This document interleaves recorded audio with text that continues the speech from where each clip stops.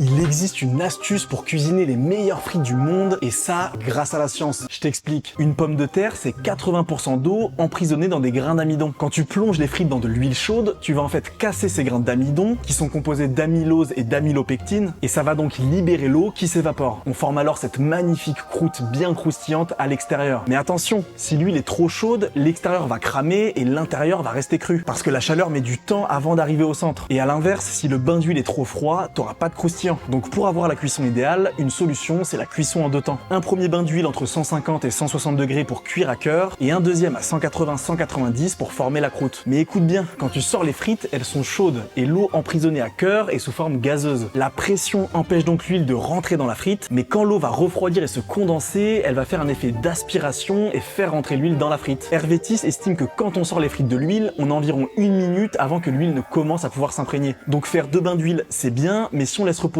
entre les 2 cuissons sans absorber l'huile avec un papier, ça va être très gras. Hervétis explique donc que pour lui, la meilleure cuisson c'est avec un seul bain d'huile, mais en augmentant la température après quelques minutes. Et évidemment, en absorbant l'huile rapidement après avoir sorti les frites, pour pas que ce soit trop gras. On finit donc avec une frite tendre à l'intérieur et croquante à l'extérieur.